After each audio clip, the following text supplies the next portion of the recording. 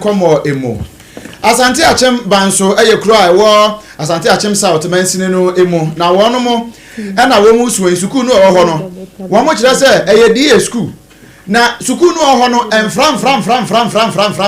no akra bo mu kakra e de kire wo na yamane boni Steven osai adwen kase e omodin akopie school no mo na wone headmaster ya oda school no say Evans wone ne bon kom no bisa so pani no aye bon kom na so wasa babio ba wo ba ye ni nyina ne se ni awatie ene se teacher fo no krampo no aside se nkoda no wo munya ba bi kurantima da mo no ayesi ama won na nso dan no krampo na ni abrosan kama na nso yenka mu cement mfa afom gate na no window ni mu teacher fo na nkasa nso mo ha no sen ena se even se kire se wo mu krampo staff common room kromu ni bi obi dumfo bi ena ode na ne pato bi kitua bi e de ama head teacher ja ode aye ne office kitua bi a se ho huo bi fu ni mu no oba watimi e de no akwa na akwa akobonkobo enu nti wo fa akonya we so de sere se wonu mu ewo bie ankrankra e na afi aban wo mo mo anem right na se be ya betimi aboa na wo mo so eniema ho mu hia no aban etimi aye bi e de ama wo school no building na ye wo mu no e new building because of that nti teachers ne kura no any staff common room head teacher's office no said the head teacher betimi ade a wo no mo ne a wo di nkomonti e na community na temporary office bia o maye gate keto bia ma ye said the metimi de ade a wo enti sa nanka ye shase e ba mu no kura de na head teacher kura no wa ba bia na e beje wa bonten ene ne wadi nkomo enti na wo ba e obehu ne sa no head teacher's office no so e inadequate ye nwie mu hwe nhyeda eni ho in that situation say hena sensuo no ye check the atmosphere na sensuo no e be hadin bebra ye ma tere na abanse ye mpon no enuro ya pon kwala no mo kofi sana ya na ye na and also affect teaching and learning because basa you could not able to do effective teaching and learning. Oba Chroma say students attendance is very on top. So by obe who say philanthropy be better teacher boost to be ama or money mathematical set to boost and quality performance in the coming this term exams. But any per one classroom hono they are almost 90. Tonight so to say attendance na dey e we aye headmaster friend say Evans na we no JSS 17 no kan yo JHS wo no kwada buru be 90 nipa bi na abomodin per mathematical set bi dia koma wo no a eboa wo ma won so hwe no ntimi atro ne ye kakra nya saa keno krampo no kakwa akwa eboa chebidin enwomasiamu ensam ene eda sujuna etase eno ene wo mayi ye chiribramu a eboa yen kakra nti ye wramu won finfini emantamu a apa denchira eproye emesininim na yekokopie mu ewo denchira ekropon adehia wanom ewo ho afei achachirefo a wanom ewo ekropon Methodist MA Basic School no wanom ekasa na wamu nyina tibrekese ya wada wano ewo denchira ekropon Methodist MA Basic School eye mami Mavis ba wakasa ene yensem twerefo atwen komose wamu school ni hiamwa entinu wamu didaba akusi hwanum bodwa broni bekasa wamu ye deba wamu kasa ye efa school ni ho sadia wo hwe a enfie be se aduonu enkono wachiri a wanum si school parenting kura kan da wanum si school no ayade entina eda ICU school ni hiamwa entina mami Mavis ba ede enamiensem trofo so se sompa yembe ema adehye enkankan sabio mu amunsem obie NGO sawodo mu amubetumi ababe so wanum asene no abrochifo mu nyina momra na momeso wasene sadia be ya emofra wamo jintete ewo dencha ekropom Methodist Basic School no wamo so ebetumi akwa adesua demo akosua de mami Mavis ban esemni school no wa how the brain anonti ana ye programming ye sha ye si school yi ye penti the penti no kwampo ye dada anonti o chasa ye penti school no school no afa no to mapa efra ye sha so a ntokwa no hina sese fa no enya da bi ant na ye ni nkonya keji school dan no so emusha fa no nkom anonti ya sha SOMPA and pay for more breakthrough more Ghana nyinara say some me boy school no na ma fa no any NGO school ni mo to me am school no am fa no to mapa enfra enu achi no opani kesi a wono oyo pani kwachefo a woda enwomesua ho sensem no ewo apadenchira epoye emesininim eye owura Anthony Tachi wano so ni yensem twerefo ekasa ichire mu se ekamia yese wupie mu ewo denchira empotem ho no mu a adesuafo na ebrepa esanse achirachirefo a yade wom beba ese wom mechire mofra na de no omba wom nya baby na enti teachers quarters ni wo na anya so na bia wo kwakwase na obi fie sei asemasi a na obenten o chirechire ni ba mpotem ha ye pe baby a wo behye kakra was a media medan me see the mamma enemy ma womunya baby na sei ena ora Anthony tachichiremu high entity plan a day teacher for no especially in the villages and it's about time back say teacher for a do mound remember baby at sana or on to me messi dance and what it is a baby or now yeah the communities no musu mo dana almost the omono mo yere no mba de ever be my heart the ko now for ejuma na for ya adewa how specific etino e how dia wa mo fa mo bi na said dia na ma mi Mavis Hawa e ka ne sam no ba na wa kire mu se school no kura wa mu si ni 1926 na che se school no wa nyini papa nti sabre dia wo so me innovation said dia be ye betimi aboa denchira ekropon Methodist MA basic school enu no won finfini emantemu apa denchira eproye mensinim ene ye di mu nsam asomwi yamani boni papa kofi wakalon ene oto nkrai esom yen na ye to ansam no so yeguso gina ngomasua enkomo no a mu kopie mu ewo Amansia Central ye wa Asante mantamu a pani kwantrefo da ngomasua ano ewo ho eye Elder Vincent Ameyao wase wodnani agini peteta krama hwemudin ehunu se ubepie mu ewo ne mpotem ho a ade no a ekoso no eha dwene pa titiri pa ne atrefo a ebe ya adwuma ewo mpotem ho no titiri wonu a afa kura no maba foforo ana ebinum mpo afa no wonu ba be ya wo service won be so maban ne foforo kura ewo mpotem ho no womunya ba no mbe hu se ne brono so hote pe ojugu babai wase moyin alata moyin no okọ de ba bie no so ko enkran kumase na fei okwa special post yan ya ahe kuro betua na wafiri empotam ho adan a niema nkoyie kura ewo mpotam ho he network sem a eya asem adan sem a no wo mo ka bie ewo apa de nkirai ene ekopie mu nso wo Amansia Central saa obi a ho se dan osiye na yere ne menti do osiye wansi so de ma teacher fo na so obi obe national service saa de no ha dwen pa Elder Vincent Ameyao wachire mu sei national service ewo Amansia Central ha no ye de omo eba okọ sabi enkura ase na wonya ba bi ntina na ama wasan eko do akese mu akwa repost na wo na megidi ye se enye aban no nko a ene betumi aye ye communities no so ayiro ho no city teachers quarters a megidi ye se enso boa national service for na ma oba onya bi atra said ye aban no so na no kan se so why na bi say o si school or the quarters we can begin here say encourage school that don cry ho no why ebetumi the quarters is Africa say school that na e wo ho no ama say church for no e ko sa influence o nya be at especially national service ama adeche also akoso o be di Amansia Central for no e hawa o mu famu baby o hono mo a said ye kan wo ko han dan a dan bo e de pa o mi galamse fo e na pre dan han e ade a e ha on de tosu me no baby o e kwan no enye enti eno so e ade a e ha on de tosu me sa baby o ha so ani ano o mu bisi de anso baby o ho enye nuru na especially network baby bro hono ma aji se o ko gina park so na baby a e ho so ansana wenya watimi ayeko enti baby o send information you kwa e den se on sabeka enti sanu na nyina ya de a e ha achechefo no kwa wenya ye niema bi a e ha achechefo na obi wa no be national service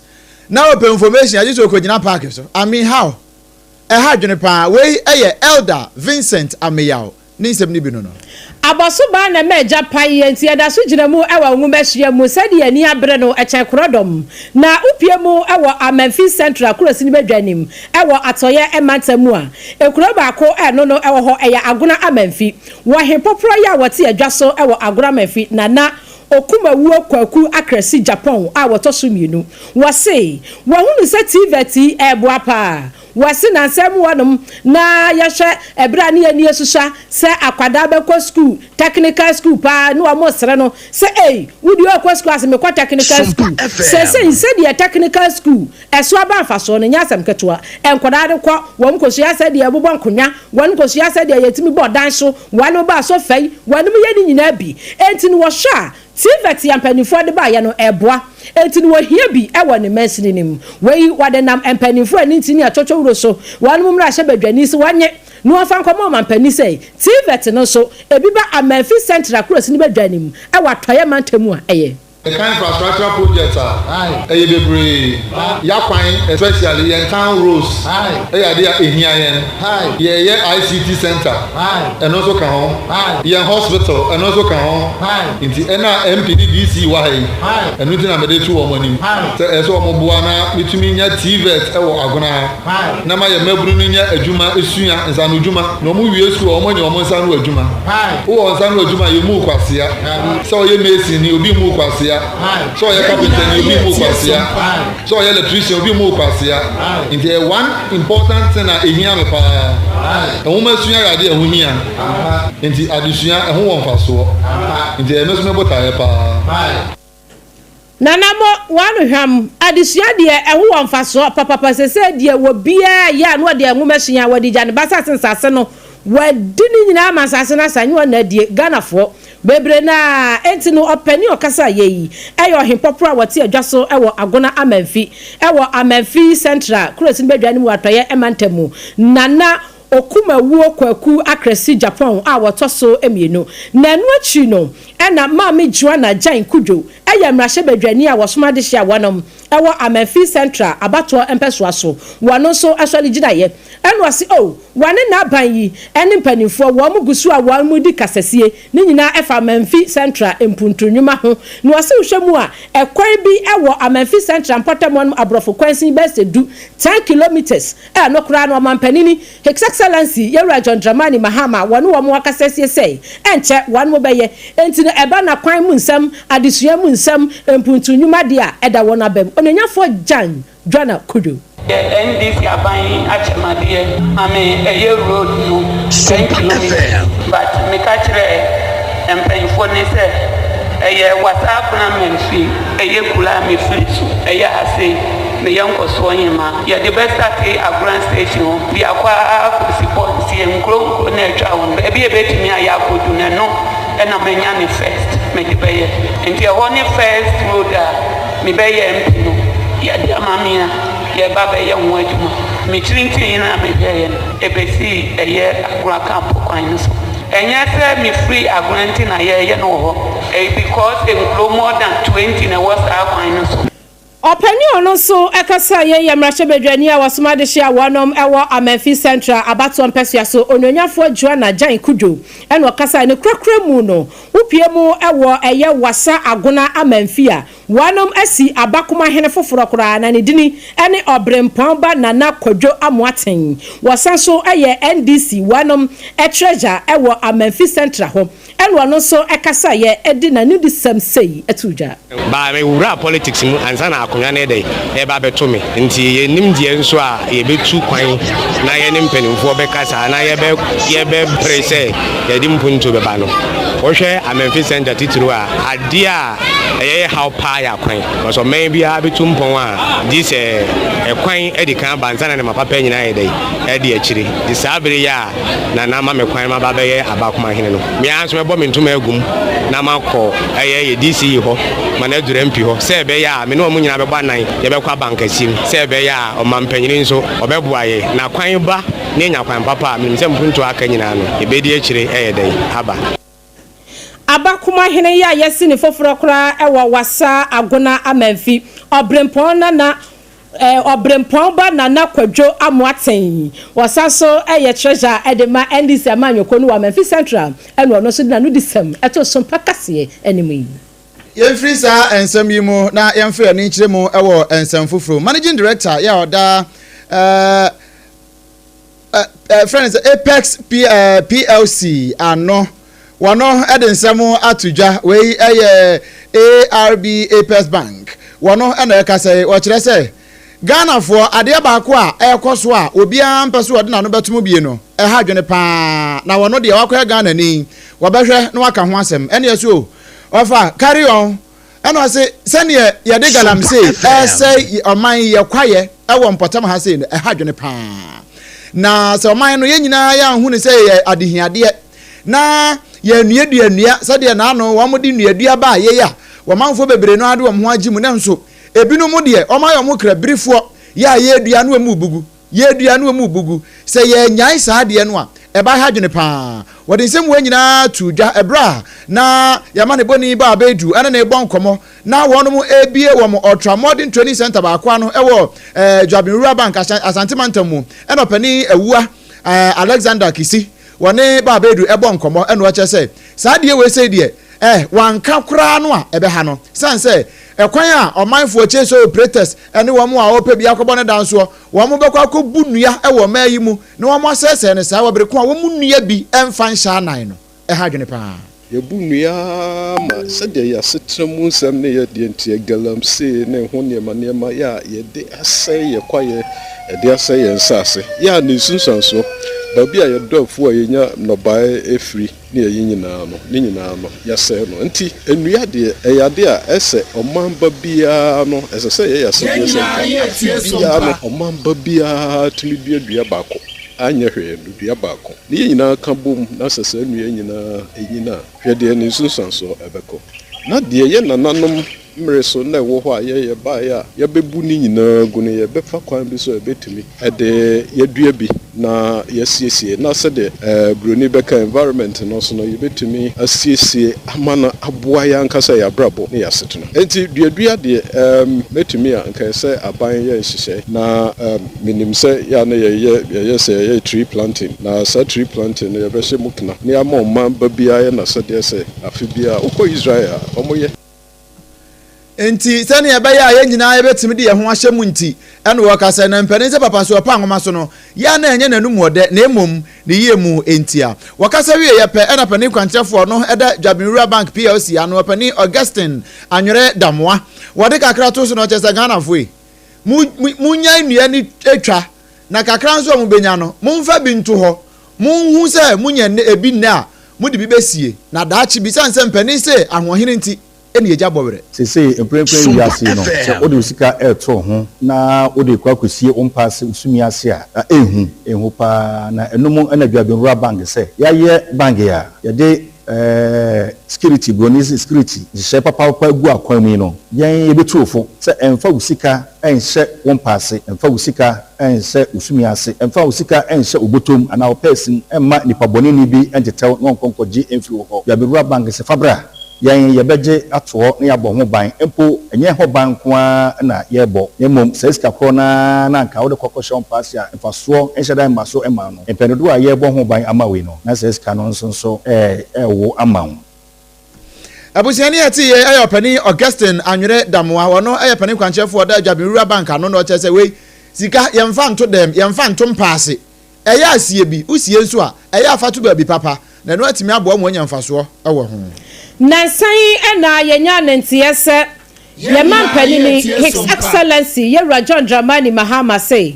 National Cathedral na no eye omanpani dada na nado dankwa ekufu ado ene na manyoko MPP wo mani swade hunu baako ya wanom eka yese ebra omanpani na nado dankwa ekufu ado ebra no wo ba bedi manpani no hye nyankopon bo esese nyankopon boa no na Ghana fo to ababa na obesi asoda kakraka edi amanyankopon na enie nyankopon so boa no ba bia na judge fo wonom eye passport ayi office ni na adanya one mu jirugu wankra hana nya dan ketwa one mu ye na nya wa mote fine ade ma National Cathedral project efisia nwatwe one mu atimi ansi ene omu koyi na kwa one mu koyi enaja NDC amanyukuo ene His Excellency Yewura John Dramani Mahama so ba nom so ade na ska mode to wakra sam ni bezi kwankra modan nkwanta ene ade a enti no de be ya ne sem one mu de bia ya nko mode be National Cathedral no ebaya National Cultural Convention Center enu na bi mu se enka what ebi mu se amoa enso ebi se beboa na tie opani kesi a wono upie mu ewo Ambassadors of Christ Council wo ya wanum chairman ewo Tachiman eye Apostle Ameyaw Mark wakasa wase omapani ani so ade hunu we wo so wofo papa esense say ade no say adani lake o sadani swimming pool sadani apuo ena da hoyi yehu de ade ye enti ni say wonom ade baba ya National Cultural Convention Center na babua wo mayi egenuate scan kakranka emu mayi so yatumi ade ahwaye ho ne ade aboye ho bra wono de ohu ni say enka yeyie emu ena nka nyina ye pe no opani ensem wo ode to SOMPA kase anim no ebini So mampanyin the cathedral no be ya de fofra o ma yini kan hu kontamu na e wo ho because obi de ne saka o use card ye bibinti exercise ka be fine no ye hu kontamu e wo ho so asana be ye o minus ase ti se wono ma ye hu kontamu mo bia ho no be dan de na che se kana ya bo agu no de exercise ka ya sere kwa me hu se be boy sen sa cathedral na e de babisi no no betim de faso aba o minus sen sa cathedral no because what the program be ko so a betim diska cheska ye ne ma be ba cathedral no program be a to ko independent school program ni Apostle Ameyaw Mark titinani edema ambassadors for Christ Council no Tachiman no so ekasa international cathedral ne de aya ne de one went me ansia nwie ntu obi aso ntumi ntu aso ntia de be National Cultural Convention Center wachire mu say adwen papa ene adwen papa yemfiri mu na yenya ma amonyofo no na amanyose mu ayewura kakra ye Dennis Miracles Abuaje na kache wano buabuafo soronko kra edema kanema mpani abedi eche Alhaji Dr. Mahamudu Baumia na wachira se na anu ni esi ye abrekuma ho no na anu abrekuma no fa bato ya omokoto ye no wake up call edema MPP fo se wono mo a won du won bambo ebehye won nsam wo si wagina ho ahepete takramu ahunu se wo mo ka se NDC amamu ya wo mo tisu na se NDC aban ya obu aman yi won bo mo ni ande wo bambo e de ahye wo mo nsa wo brekuma wamu na e control affairs e security forces ni nyina mu a won be di wan dok no kwasan se e kamia se ne a wamu e twa kontomwa e de afri won achi e de be fa won anum no Dennis Miracles Abuaje e kire se saade o ye koso na no e wa Blakemanoff no e kire se MPP fo na nkasa no wamu set up self protection committee we ye badwaku ofufuro kura wamu de on ba be MPP fo bambo nko a usini koto wansini koto wase wono de ne awaka no sa no waka na waka ne nsem ni sei Ayawaso West. I'm saying that before Ayawaso West, there was a Talensi, there was a Tripoli, there was a Tiwa, there was a Kwetia under an NDC government. That led to the MPP now starting to protect ourselves. Fast forward, the same MPP realized that no, this is not the way to go. Let's pass laws that will ensure that we did. And we passed the law to disband something that we were ahead of when it comes to, protecting or whatever you call it. But with what I saw with my eyes in Ablekuma and with what I have seen public officials, including some judge, a cabinet minister, saying that they are now about to start, I think the MPP has legal committee, the MPP has elections committee, the MPP has communications committee. It is fair. It is fair.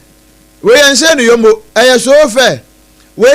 Dennis Miracles Abuaje. Ninsem ni no. Na wasa ensensemi mu ene MPP wanum semu akopie mu Ablekuma wanum akwato Ablekuma not rerun yi emu nsemu wo SOMPA for God and country dwumadie som na pani professor Abochi etinase na Dr. Dixon Adomako Kisi dodo afre no Adomako Kisi kane no no ya mrahye badwani ewo enya so tuom wabagi adwa na wanum twetwe nkomo Ablekuma not rerun yi ho enu obi sesesei no akwatia de yi abeda hoyi enche ye kwatu by election yi wanum susu se MPP amanyoko no hwan ena deserve wo ena owura Adomako Kisi sei wanu de enka de wonu ankasa no de nani to fom ehwe peteta kram epeja ne motuom esanso de nani kɔ ne motua na chi a wo hu sei maami anaka ne no wa yamra hye badwani ewo eye akwatia ho wono ana ke deserve ena bi sansa maame bayi wose madam Mercy aduje mfi dodo na afra no amasei wose amasei ena o deserve sanka akwatia MPP wanu yi no ema no etimi ekokwagira wanam na o kire die ntia enu ana professor Abochi bi sansa adenti ana akasa amasei si wokɔ ye no ebinum kire akura se wo ma hye da hu na dwuma bosa no se amasei obi a na ninchini bi efiri akwatia ho background so a wo metimi awaki yie ebaboa afenso aye bi da ho no mu a yenkofa nso nyame ye enkɔ ahayo sedie owura Adomako Kisi ekire ni nsemuni more powerful. I mean, Amasei did it for us. We go with her again. We can do much. You can do much. Part of her family is from the other side, so it makes it very easy. She's sort of a compromise candidate, if you think about it. Problem it was, not because I'm talking for Brian, but Brian had to come in to bring a truce between Onone, late Ernest, what I say. And it was so necessary because the party felt that she has a following, as what I say. And let me admit that even after that, there were skirmishes. But at the end of the day, if you intend to retain the seat, that was with Baba Jamal at some point. And I think the narrative has not concluded. So, woman, for some strange reason, the people like her. The people like her. People ne dia wanom epeno. Wohwemu ewa ground so wa akwati yampatamanti. Dr. Adumaki Kisi ene wo kasa nti MPP se mukwakoyi obi ama na gina monemu. Ami akoto ba election yi ewa akwati ade a. Wasi yemfa eye amase wono ena ebetumi aboa mu. Yemfa nsem no ntwa abosompo na yenko amanone. Yekogina mu ewa America brochimemo. America hwa yewe. Yegina White House. Na White House ayegina nyina ye America mampani Donald Trump na kachi ni yegina sisi ya. Donald Trump na anu ya wasase sawa the tariff tutututu amama ahodo ni biesu no. Ene European Union ene Mexico de wonje one de pa binum 30% ne ade a. Eno no so I can de aguam so. Na awie we say ya ansa ne ye betena se ne ye kase no aba no. Ene yete say Donald Trump ye nsanjurefo nhia mu bi ewo White House. Ene owie ye pe ene ebusan say bradon na sa 30% ya say o dey bay chiremu kakra kire denti ene wa chire. The trade thing is going to be very big, and we're sending out letters as we speak. They literally just started going out, and I signed the letters. And it's basically telling countries that we are going to give you the privilege to shop and work in our country. And I think it's very good. And in some cases, we'll make deals. We'll make a direct deal as opposed to a letter. Some of the countries are very upset now because they've been taking advantage of us for 30, 40 years. Donald Trump, no. Wayan Central Ship ni wie ya na enso ye twe ye kokko no adikosi na no na ebusa se ede empa na e ma na yes na se amanfo bi afa America man ne hwadodo bi 30 years 40 years no nti se ne yetetemre ne ye no wo mo sanji o ma de back e no kan na amanfo se ne Ghana fo nso ba bia wo amanfo be fa ye go de ko ye nyina no mo so mfa kwan so na mo nkwaje ma de back na bibia anya boko we so e de ye gina na yade kase no nyina ede abuniko mu se gen hyane nso ma me se secure sanitary pad na dawromenti tieniye secure sanitary pad eno na ya moasene papa no a ema no yusu a ekoye pa se wo heavy flow wo long flow unya secure sanitary pad no bia efiri asase we hyem makomako dumienu te se ya anom de na hyem nsia ne nson no da bi we o wine times 2 ansa na pinty liners kura san gumunya ketwa enti no wo pese free bosome na hyase de kosi na wieye wunya bibi ede mo asene na bibia ekoyie pa secure sanitary pad eno nso no enonom ma no entetemfa ho ni nyina delay num kama ene ede pel cotton ene enonom ni nyina no afa mint bomfinfin ho eno no ebo ma no ayase ho no sa ku na siesie wa ma yinum na bibia so atimi akoyie udru kumase a Adum PZ Mama Excellent Cosmetics ho ubenya biato ewo ho sanso ena kwada so extra taxi station ho no ano old Asempa pharmacy lem ho no ubehu Mama Excellent ewo ho gi number si na free 0243 862 158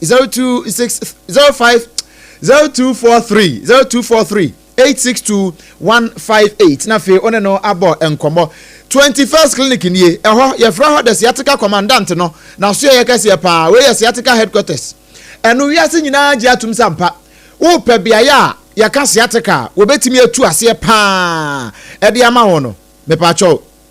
eye sciatica commandant na so ye no eye 21st clinic eho ne ye nhwehwemu ema WHO ehunu se ye fra ya de bi mpo sciatica ema wo hu se ni obetimi apa no aduro pa no eye ni oye hwehwemu no eye 21st clinic yesi aboa bia ya na wo do stade a osua praku eno nti wonu mo fota nche ni nyina ni sua 21st clinic na so ni odi kan no ye na ni tietina me pa charge number si na fra yen 0540 311311 0540 311311 ya so ye kase no enkra he ya tanto ahwe na about ebutuo temaka so a kumasi sunya ne tachima nkranza takura de brekum go so ne oboase nyina no ya bapeti ho wo ba bia on bottom ne wo no eya afra yen na ya nkire na won so ba bia ben wo no wo ne yen ya kire na bibia so atimi aye fine se o fra yen a mobile phone no ade ba fra yen no eye Techno Spark 40 series sa wo de ne ye Techno Spark 40 series ni bia busia say that's why aka chire say the latest in town, the new burger, the new ish Techno Spark 40 series no very slim, bold and beautiful. Now we would the chair will be a send it around here one now. But say enfie manim ho na wo hwe nim say ya no Sarfo dia to Facebook so o dia join here SOMPA 106.5 FM na behwe we ebro ya no mo dia no asese wo mo de dwa ya som no we times 4 ene da ho sa no ena ni AI no so ekoye pa technology no adam no correct ena noise reduction ewom automatic noise cancellation system ye de afra we eto nsuo mo awia bosuo woni obi ani asem eno ano no na ukọ ba bie munya ba ko no na momra we so we na papa no ena sanso kita dual system feature ya he benkum ni akire nyina etimi fa na bibia atimi aye fine ena ne kase no emfa ho ni ba bia wo de hye obekọ ba bia phone shop bia uduru abenya bia to so ni bia je number si ma no 0303 980 205 0303 980 205 now no so MPB enton na yenyina ye tie se aduane si ho se haji awo ho sei na wo se wo de wuntimi ne dia uhia time herbal mixture eno de betimi abo aduane si ho wuntimi ntibi ni malaria age wabo so de bia na honam eye oya pa uhia time herbal mixture no etu honam ya etu malaria ena mo nso so a aduane si ho wuntimi ntibi ni no time herbal mixture no etu ase correct na ho atimi ato afei time HH mixture ene ne capsules eno nso wo se ebeboa wo ama wo a wo dwunso mu yade de bia age sa dwunso piece aden